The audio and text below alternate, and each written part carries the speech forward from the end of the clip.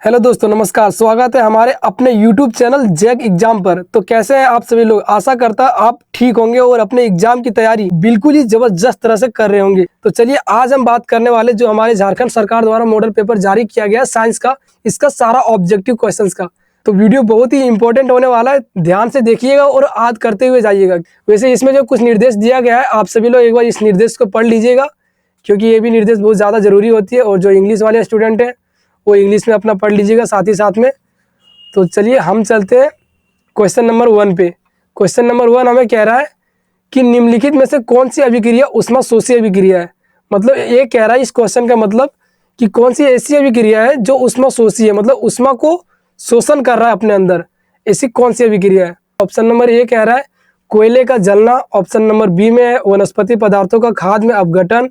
Option number सी है श्वसन की प्रक्रिया। ऑप्शन नंबर डी है कैल्शियम कार्बोनेट का अपघटन करके त्वरित चूना और कार्बन डाइऑक्साइड बनाना। तो जो इसका सही आंसर हो जाएगा, इसका सही आंसर हो जाएगा हमारा option number D, calcium carbonate का अपघटन करके त्वरित चूना और कार्बन डाइऑक्साइड बनाना।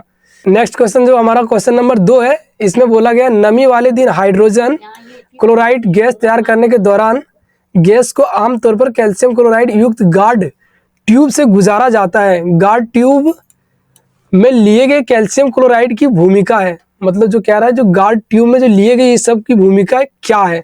तो इसका ऑप्शन नंबर जो ये इसमें दिया गया है उसमें दिया गया है उत्सर्जित गैस को अवशोषित करना। ऑप्शन नंबर बी है गैस को नम करना।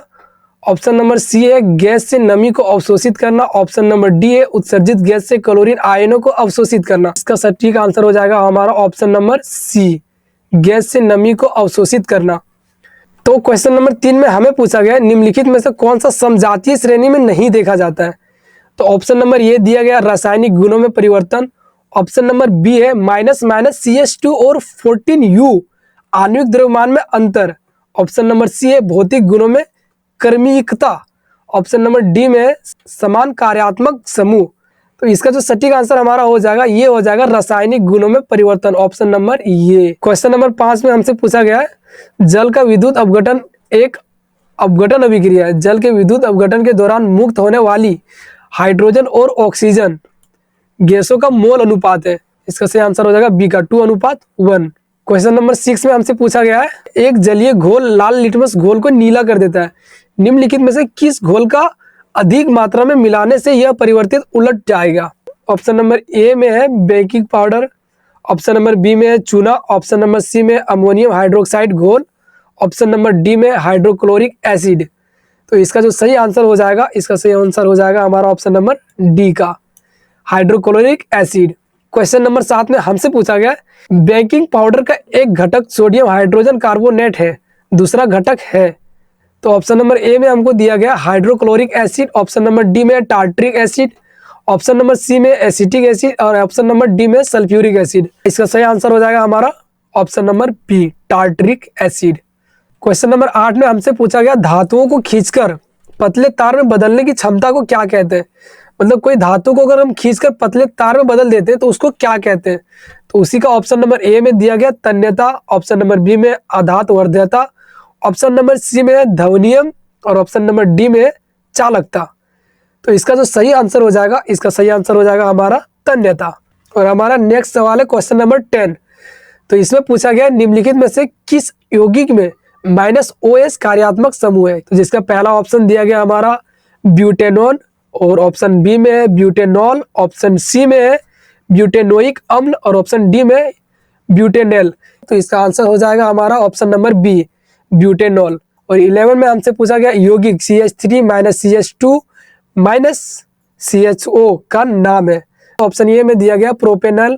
ऑप्शन बी में प्रोपेनॉन। ऑप्शन सी में इथेनॉल और ऑप्शन डी में इथेनॉल। सटीक आंसर हो जाएगा हमारा प्रोपेनल। 12 में हमसे पूछा गया आहार नली के किस भाग में भोजन का अंतिम पाचन होता है। तो इसका ऑप्शन नंबर ए में दिया गया अमाशय। ऑप्शन नंबर बी में मुख गुहा और ऑप्शन नंबर सी में बड़ी आंत। ऑप्शन नंबर डी में छोटी आंत। सटीक आंसर हो जाएगा छोटी आंत। आप सभी लोग ने तो पढ़े ही होंगे। तो क्वेश्चन नंबर 13 पे चलते हैं हम लोग और इसमें पूछा गया श्वसन के दौरान गैसों का आदान प्रदान यहाँ होता है।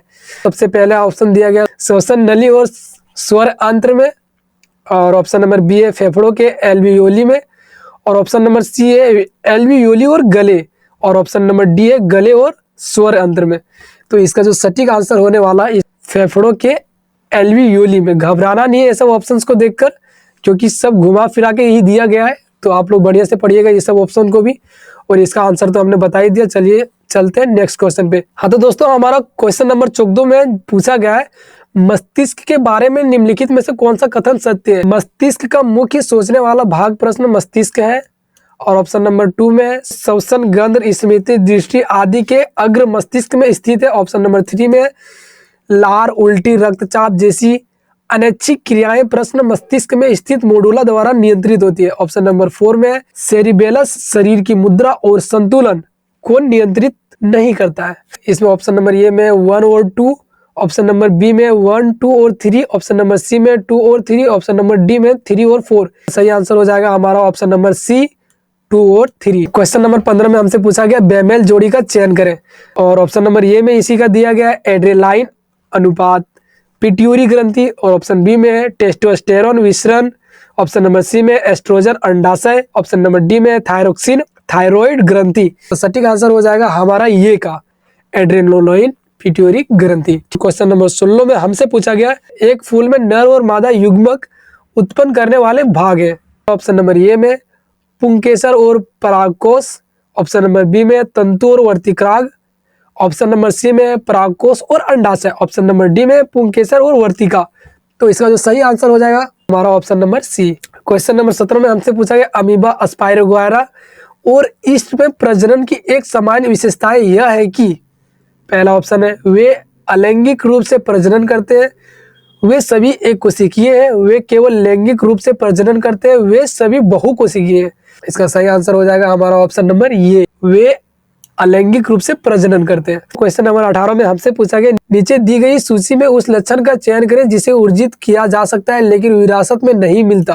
तो ऑप्शन नंबर ए में आंखों का रंग, त्वचा का रंग, शरीर का आकार, बालों की प्रकृति। सबसे इजी आंसर होने वाला है शरीर का आकार। 19वां क्वेश्चन में हमें पूछ रहा है प्राकृतिक चयन द्वारा प्रजातियों के विकास का सिद्धांत दिया गया था। मेंडल ने, डार्विन ने, और ऑप्शन नंबर सी में मार्गन ने, और ऑप्शन नंबर डी में लेमार्क ने। तो इसका जो सही आंसर हो जाएगा बी का डार्विन ने। इसी तरह 20वें क्वेश्चन पे हम पहुंच चुके हैं और 20वें क्वेश्चन में हमसे पूछा गया है निम्नलिखित में से कौन सा कथन सत्य है। ऑप्शन नंबर ए में एक उत्तल लेंस में 4 डायोप्टर शक्ति होती है जिसकी फोकस दूरी 0.25 मीटर होती है। ऑप्शन नंबर बी में एक उत्तल लेंस में -4 डायोप्टर शक्ति होती है जिसकी फोकस दूरी 0.2 मीटर होती है। ऑप्शन नंबर सी में एक अवतल लेंस में 4 डायोप्टर शक्ति होती है जिसकी फोकस दूरी 0.25 मीटर होती है। ऑप्शन नंबर डी में एक अवतल लेंस में -4 डायोप्टर शक्ति होती है जिसकी फोकस दूरी 0.25 मीटर होती है। इसका सही आंसर हो जाएगा हमारा ऑप्शन नंबर ये। तो क्वेश्चन नंबर 21 में हमसे पूछा गया निम्नलिखित में से किस पे अनंत पर रखी गई वस्तु का प्रतिबिंब अत्यधिक छोटा और बिंदु आकार का होगा। तो केवल अवतल दर्पण, और ऑप्शन नंबर बी में केवल उत्तल दर्पण, ऑप्शन नंबर सी में केवल उत्तल लेंस, ऑप्शन नंबर डी में अवतल दर्पण, अवतल लेंस और उत्तल लेंस। तो सही आंसर हमारा हो जाएगा ऑप्शन नंबर डी। और क्वेश्चन नंबर 22 में हमसे पूछा गया एक व्यक्ति ध्रुव मीटर की दूरी पर रखी वस्तुओं के स्पष्ट रूप से नहीं देख सकता है, इस दोष को निम्न क्षमता के लेंस का उपयोग करके ठीक किया जा सकता है। तो सटीक आंसर हमारा हो जाएगा option number B -0.5D। Question number 23 में हमसे पूछा गया प्रकाश के निम्नलिखित में से कौन सी घटनाएं इंद्रधनुष के निर्माण में शामिल है। ऑप्शन नंबर ए में परावर्तन, अपवर्तन और विक्षेपण, ऑप्शन नंबर बी में अपवर्तन, विक्षेपण और पुनः आंतरिक परावर्तन, ऑप्शन नंबर सी में अपवर्तन, विक्षेपण और आंतरिक परावर्तन, ऑप्शन नंबर डी में विक्षेपण, परिकर्णन और पुनः आंतरिक परावर्तन। तो इसका सही आंसर हो जाएगा हमारा ऑप्शन नंबर सी, अपवर्तन, विक्षेपण और आंतरिक परिवर्तन। क्वेश्चन नंबर 24 का जो हमारा क्वेश्चन पूछ रहा है हमसे, वो पूछ रहा है 1/5 ओम वाले प्रतिरोधक का उपयोग करके कौन सा न्यूनतम प्रतिरोध बनाया जा सकता है। अरे वाह, कितना शानदार क्वेश्चन हमसे पूछा गया। इसका सही आंसर हो जाएगा ऑप्शन नंबर बी, 1/25 ओम। हाँ तो दोस्तों, हम लोग पहुंच चुके हैं क्वेश्चन नंबर 25 पे और लास्ट अब 5 ही क्वेश्चन बचा हुआ है। क्वेश्चन नंबर 25 में हमसे पूछ रहा है प्रतिरोधकता नहीं बदलती यदि ऑप्शन नंबर ए में पदार्थ बदल दिया जाए, तापमान बदल दिया जाए और प्रतिरोधक का आकार बदल दिया जाए और पदार्थ और तापमान दोनों बदल दिए जाए। इसका सही आंसर हो जाएगा ऑप्शन नंबर सी, प्रतिरोधक का आकार बदल दिया जाए। तो क्वेश्चन नंबर 26 में हमसे पूछा गया गलत कथन चुने। ए पढ़ लेते हैं। फ्लेमिंग का दायां हाथ का नियम प्रेरित धारा की दिशा जानने का एक सरल नियम है। ऑप्शन नंबर बी में दायां हाथ का अंगूठा नियम धारा ले जाने वाले चालकों के कारण चुंबकीय क्षेत्र की दिशा ज्ञात करने के लिए उपयोग किया जाता है।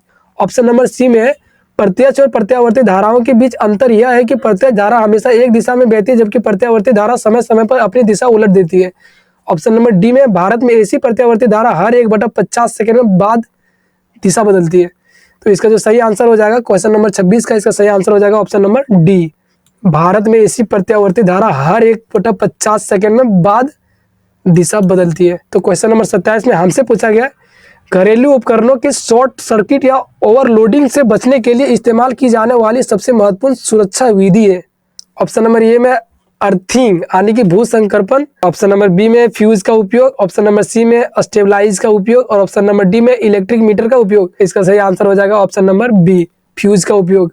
और क्वेश्चन नंबर 28 में हमसे पूछा गया जल विद्युत संयंत्र में, ऑप्शन नंबर ए में दिया गया संग्रहित जल की स्थितिज ऊर्जा को विद्युत में परिवर्तित किया जाता है, ऑप्शन नंबर बी में संग्रहित जल की गतिज ऊर्जा की स्थितिज ऊर्जा में परिवर्तित किया जाता है, ऑप्शन नंबर सी में जल से विद्युत निकाली जाती है, ऑप्शन नंबर डी में विद्युत उत्पन्न करने के लिए जल को भाप में परिवर्तित किया जाता है।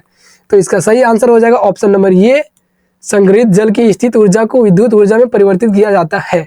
तो क्वेश्चन नंबर 29 में हमसे पूछा गया वे जीव जो विकिरण ऊर्जा का उपयोग करके अकार्बनिक यौगिकों में कार्बोहाइड्रेट का संश्लेषण करते हैं उन्हें कहा जाता है। तो ऑप्शन नंबर ए में हमें दिया गया है अपघटक, ऑप्शन बी में उत्पादक, ऑप्शन सी में शाकाहारी और ऑप्शन डी में मांसाहारी। तो इसका सही आंसर हो जाएगा ऑप्शन नंबर बी, उत्पादक। और आज का हमारा अंतिम क्वेश्चन है और अंतिम क्वेश्चन यानी कि 30वां क्वेश्चन जिसमें हमसे पूछा गया है चिपको आंदोलन द्वारा दिया गया महत्वपूर्ण संदेश है। आप इसका सही आंसर कमेंट में जरूर बताइएगा, हम देखेंगे किसको किसको इसका आंसर सही है। जिसका आंसर सही होगा इसको हम एक हार्ट देंगे। इसका जो खंड बी का है, सेक्शन बी का, इसका भी आंसर शीट आपको बहुत जल्दी मिल जाएगा इसी चैनल पे, तो जल्दी से सब्सक्राइब कर लीजिए क्योंकि आपको जब तक एग्जाम कंप्लीट नहीं हो जाते तब तक हर दिन आपको एक VVI क्वेश्चंस और सेट आते रहेंगे। तो जल्दी से चैनल को सब्सक्राइब कर लीजिए। चलते मिलते हैं नेक्स्ट वीडियो में, तब तक के लिए तहलका मचाते रहिए और अपने एग्जाम की तैयारी बिल्कुल ही बढ़िया तरह से करते रहिए। जय हिंद, जय भारत।